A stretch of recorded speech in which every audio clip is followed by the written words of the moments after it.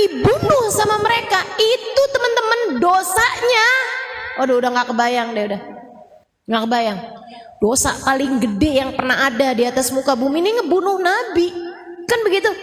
Nah Allah bilang selain ngebunuh Nabi ada satu dosa lagi. Yang Allah bilang kamu gak berhenti aku perangi, kata Allah. Apa itu? Riba. Allah tuh habisnya bilang mengenai dosanya riba, Allah bilang fa illam tantahu fa'dzanu biharbin minallahi ta'ala wa rasulih. Kalau kamu nggak berhenti utang-utangan online, kalau kamu nggak berhenti utang-utang riba, apalagi kamu yang ngeribain duit kamu, aku ajak kamu perang, kata Allah. Aku kumandangkan genderang perang sama kamu, wa rasulih, dan aku ajakin Nabi Muhammad buat perangin kamu. Ibu-ibu, jangan sampai kamu hadir majelis maulid, kamu bilang pengen biar dicinta sama Nabi Muhammad. Kata Nabi Muhammad, gimana kamu bisa aku cinta? Kamu malah lagi aku perangin. Karena kamu ngutang-ngutangin duit sama umatku dengan bayaran gantian berupa bunga. Kamu jeret leher orang-orang dengan pinjaman-pinjaman dari kamu itu. Aku ajak perang sama kamu, gak usah nyari cintaku, kata Nabi. Aku perangin kamu selama ini. Gimana ceritanya? Jangan bilang, ya ampun saya tahajud, saya ibadah, saya ini, saya itu. Tapi kalau kamu masih ngerjain dosa satu ini teman-teman, percuma. Makanya saya beneran marah nih kalau saya terus-terusin nih. Dah buruan, kalau masih ada yang tersangkut urusan pinjaman online atau urusan pinjaman offline, ya pokoknya hutang piutang dengan riba. Mau kamu yang berhutang, apalagi kamu yang menghutangi, segeralah bertaubat kepada Allah Subhanahu Wa Taala. Tinggalin, cepetan, buruan. Sebelum kamu jadi kebiasaan, sebelum jadi karakter. Si fulana, siapa dia? Oh, tukang renten itu. Ah, tuh sebelum jadi gitu. Sebelum jadi karakter. Buruan, segera taubat sama Allah SWT sebelum datang ajal menjemput kamu. Udah teman-teman, nggak usah pakai habisnya ustazah kalau saya nggak pinjem-pinjeman kayak begitu tuh ustazah, saya nggak punya apa-apa. Udah mendingan nggak punya apa-apa. Bu, jangan pernah lupa apa yang sering saya sampaikan sama ibu-ibu. Sesedikit apapun yang kamu punya cukup untuk membiayai hidupmu. Tapi sebanyak apapun yang kamu punya nggak akan pernah cukup untuk membiayai gaya hidupmu. Mau punya berapa banyaknya nggak bakalan cukup, Bu, kalau yang kamu biayai adalah gaya hidup. Makanya kalau mau hidupnya tenang jangan kebanyakan gaya. Dah, nggak usah kebanyakan gaya. Ya ampun. Nih ya, ustazah kalau pinjamannya nggak pakai bunga gimana ustazah? Ya halal sih halal, tapi Bu, hati-hati ya, jangan sampai kamu punya kebiasaan berhutang, apalagi kalau sampai alhamdulillah dia kayaknya lupa dah. Alhamdulillah kayaknya dia lupa tuh. Yaudah aja dah. Ibu pernah ketemu nggak ada orang utang kagak dibayar-bayar, tapi status di Instagram healing mulu. Statusnya tinggal healing di pantai, gitu kan ya? Healing di gunung, healing mulu Bu. Giliran ditagih utang hilang. Ada tuh yang modelannya kayak. Sebelum jadi karakter, buruan, segera taubat sama Allah SWT sebelum datang ajal menjemput kamu. Udah teman-teman, nggak usah pakai habisnya ustazah kalau saya nggak pinjem-pinjeman kayak begitu tuh ustazah, saya nggak punya apa-apa. Udah mendingan gak punya apa-apa. Bu, jangan pernah lupa apa yang sering saya sampaikan sama ibu-ibu. Sesedikit apapun yang kamu punya cukup untuk membiayai hidupmu. Tapi sebanyak apapun yang kamu punya gak akan pernah cukup untuk membiayai gaya hidupmu. Mau punya berapa banyaknya gak bakalan cukup, Bu, kalau yang kamu biayai adalah gaya hidup. Makanya kalau mau hidupnya tenang jangan kebanyakan gaya. Dah ya Bu ya, gak usah kamu jadikan tampilanmu sebagai nilai hidup kamu. Enggak di situ nilai hidupmu. Nilai hidupmu ada para karakter kamu sebagai hambanya Allah, sebagai umatnya Rasulullah. Jadi teman-teman saya sekalian, Habib Umar bin Hafid bilang, orang mukmin nggak ngerjain barang mubah. Ingat-ingatin saya, orang mukmin nggak ngerjain barang mubah. Apatah lagi makruh, apatah lagi haram. Mubah aja enggak kok kita. Gitu. Kenapa orang mukmin nggak ngerjain barang mubah? Karena di saat dia mengerjakan perbuatan mubah sekalipun, niatnya bagus, adabnya bagus, sehingga dia berpahala semuanya. Ya, dan itu semuanya tuh kebiasaan yang dilahirkan dari perbuatan yang dilahirkan dari awal tindakan itu semuanya bergantung dari niat. Nah, si niat ini nih berdasar dari perspeksi, berdasar dari masyhad, berdasar dari sudut pandang. Maka ibu-ibu kalau pengen ngebenerin hidup, benerin niatmu. Dan kalau kepengen ngebenerin niatmu, maka benerilah cara pandangmu. Makanya kenapa ngaji penting, membuatmu tahu harus memandang dengan cara bagaimana. Gitu.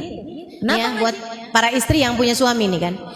Nih kamu nih, kalau kepengen ngebenerin rumah tangga kamu gitu, bukan dengan cara kamu ngebenerin fisik kamu gitu. Oh, saya kepengen ngebenerin rumah tangga nih biar suami nggak kemana-mana. Jadi saya harus berpenampilan dengan tampilan yang bagus. Karena itu nih rumah harus ininya harus di dicat ulang ini apa? Enggak perlu. Apalagi dengan memaksakan diri, ini rumah tangga jadi bagus kalau kita punya mobil, kalau kita punya rumah bagus, kalau kita punya rumah yang ada halamannya, biar saya nggak perlu healing jauh-jauh, saya cukup dengan keluar rumah aja, saya dengan memandang kebun-kebun di belakang rumah saya. Lah itu perlu berapa miliar buat kamu mewujudkannya? Ibu-ibu saudariku sekalian, bukan itu yang perlu kamu benahi, Bu, bukan. Kamu ingin membenahi rumah tanggamu, benahi niat dalam berumah tangga, benahi sudut pandang terhadap sesuatu. Benahi niat. Apa niatnya? Saya berumah tangga buat ibadah. Saya berumah tangga ini buat ibadah. Saya jadi istri dia, saya mau nyari pahala. Bukan mau nungguin transferan. Saya jadi istri dia ini bukan untuk dicintai dengan sepenuh hatinya, bukan. Akan tetapi untuk biar saya diridhoi sama Allah Subhanahu wa taala, pemilik dia. Pemilik suami saya.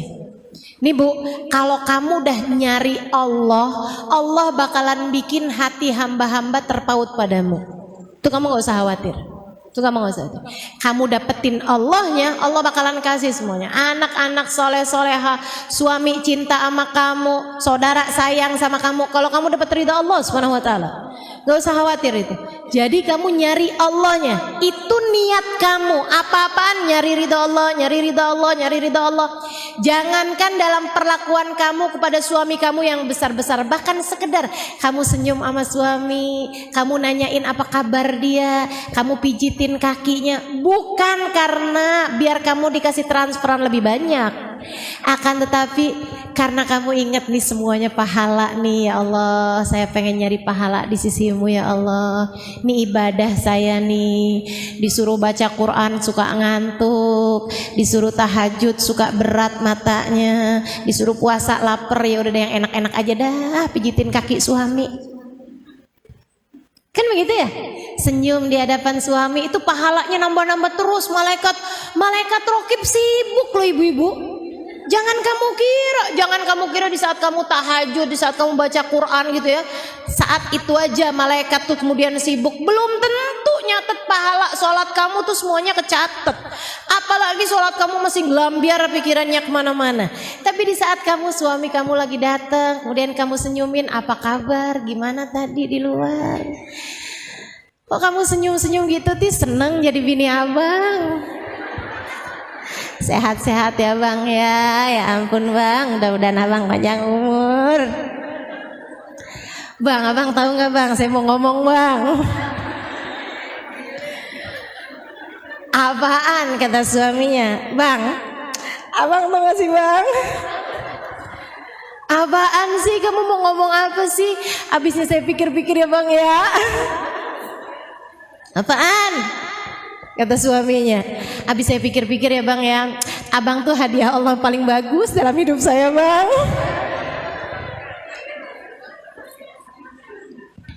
Bu, kamu kayak gitu, kamu bicara seperti itu, kamu menyenangkan hati suamimu seperti itu, malaikat rokib sibuk nyatet pahalanya.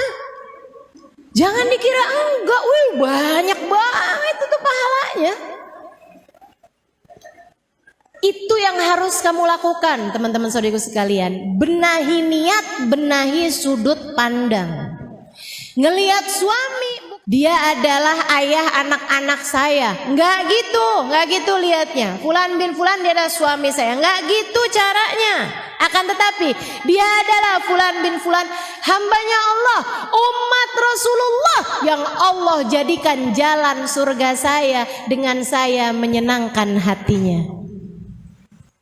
Allah jadikan jalan ridho Allah buat saya adalah dengan keridhoan dia terhadap saya. Makanya kamu lihatnya udah deh tuh surga, jalan surga kamu di saat suami lagi menyenangkan. Ya ampun, emang surga dia emang adem, surga. Di saat dia lagi nyebelin, surga emang berat, surga berat. Hufatil jannah bil makarih gitu kan. Surga dikelilingi dengan perkara yang tidak menyenangkan, kata Nabi Muhammad gitu. Dia emang bener, kata Nabi itu bener dah pokoknya. Ada dalilnya segala. Itu namanya ngebenerin sudut pandang.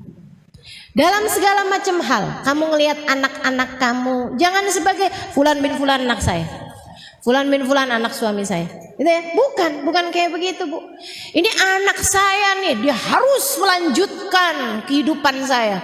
Saya dulu mau jadi ustadzah nggak bisa, sekarang dia harus jadi ustadzah. Waduh. Saya dulu mau jadi pramugari kalah tinggi, sekarang nih dia harus jadi pramugari. Waduh. Saya dulu mau jadi dokter tapi nggak bagus nilainya, kurang pinter saya jadi nggak diterima. Anak saya harus jadi dokter. Apa maksudmu? Kamu kok segitunya merasa berkepemilikan? Nggak gitu. Nanti yang beneran punya marah kepadamu. Kok ngaku-ngaku sih kamu? Siapa yang beneran punya anak kita? Allah. Anak kita punyanya Allah. Anak kita punyanya Allah. Kamu gak ikut-ikutan, bikin hidungnya, bikin mulutnya, apalagi nentuin garis nasibnya. Gak ada, kamu gak ikut-ikutan. Berarti bukan punya saya, punya siapa? Punyanya Allah yang nyiptain dia. Ini namanya ngebenerin dhon, ngebenerin persangkaan. Persangkaanmu harus sesuai dengan kenyataan, sehingga kamu bisa selalu husnudzon kepada Allah, dan kemudian kamu jadinya husnudzon kepada hamba-hambanya Allah. Teman-teman, kalau kamu ingin memperbaiki hidupmu, maka cara nomor satu dalam memperbaiki hidup adalah memperbaiki niat. Dan cara memperbaiki niat adalah memperbaiki persepsi, memperbaiki cara pandang, memperbaiki masyhad, memperbaiki cara kamu berpikir, memperbaiki persangkaan kamu, ya, sehingga kamu selalu husnudzon kepada Allah, husnudzon kepada hamba-hambanya Allah Subhanahu wa taala. Bagus persangkaan kamu, bagus masyhad kamu, bagus persepsi, bagus sudut pandang kamu, melahirkan niat yang bagus. Niat yang bagus melahirkan tindakan yang bagus.